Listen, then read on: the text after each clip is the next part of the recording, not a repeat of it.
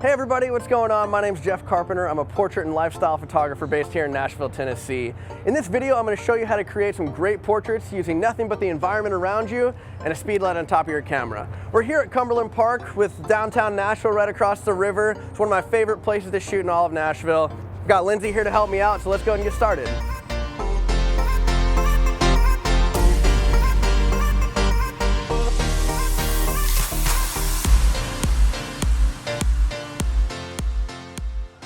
All right, so for this first shot, we found this location. We've got some nice leading lines here. We've got this bridge in the background. I've placed Lindsay where I want to take the shot. And I'm going to go ahead and I'm going to take one shot and I'm going to go expose for the background. So my settings for that is I've got my shutter speed at 1/160th of a second. I've got my aperture at f8. And the problem we run into is her face is now underexposed. So to fix that, we're just going to go ahead and pop the flash on. And your first instinct when using an on-camera flash would probably just be to take it and point it straight at her. So we're gonna go ahead and take a shot and we'll see where we end up with that. Technically, there's nothing wrong with this shot itself, but I just don't love how the harsh light creates really drastic shadows and really bright highlights on her face.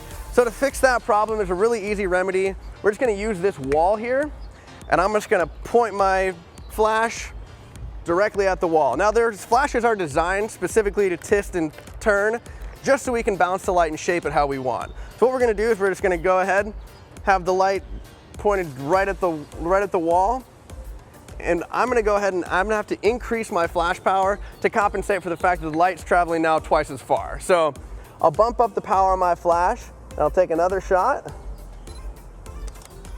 And what that does is that just creates a nice, soft, directional light that's not nearly as harsh like it was with the direct flash. All right, so now that you have a basic understanding of how to bounce and shape light, we're just gonna go ahead and find a few more locations and shoot some more portraits.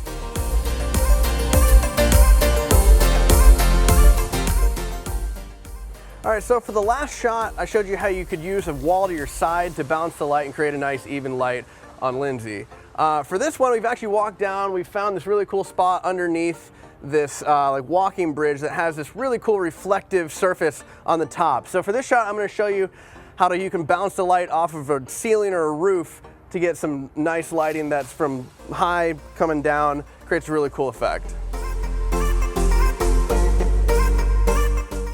All right, so for the first shot we took, I went ahead and brought the flash in. I had already exposed for the ambient light like I did in the previous shot. What I'm seeing though is I'm getting a really kind of some harsh shadows underneath her eyes and under her chin.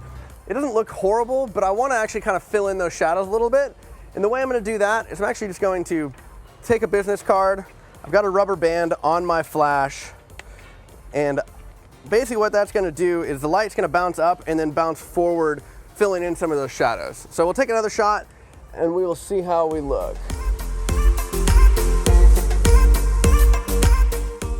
All right, so as you can see, all I did was put a white card on there. It really filled in the shadows. A lot of speed lights have these built in. This one is super old and it's broken and I can't get it out. So I think, I always keep business cards with me anyway, and I just started keeping a rubber band around my flash just in case I run into a situation like this.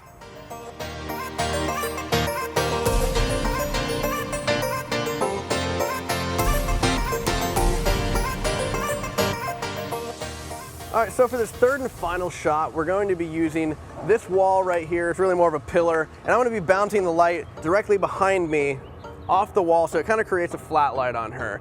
Before, we've already bounced light off a sidewall, we've bounced light off of a ceiling, and what I've done is I actually almost purposely overexposed the background in the shot because we've got all these really awesome white structures here. I just think for the aesthetics, it gives me a really cool shot to have kind of a little bit more of an overexposed look. If I take this shot with no flash at all, it still looks good. I mean, there's nothing wrong with it. I just like to have a little bit of fill just so I don't have to compensate for that in post. So when I turn the flash on, it just kind of really fills in the shadows.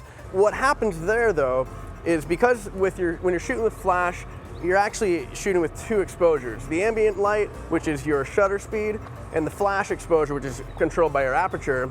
Since I brought down my aperture to about f4 from f8, I'm gonna have to expose my flash and compensate for that by bringing the flash power down even further so I don't overexpose her face.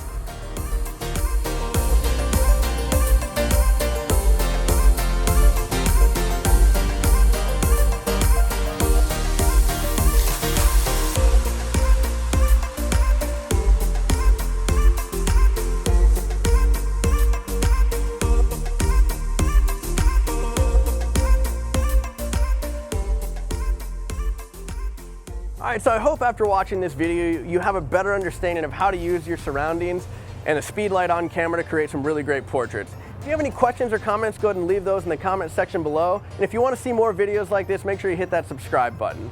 Also, if you want to see any of my latest work, be sure to follow me on Instagram at ReadyLightMedia. And stay tuned for next week's episode where we bring this flash off the camera and really learn how to control the light with off-camera flash.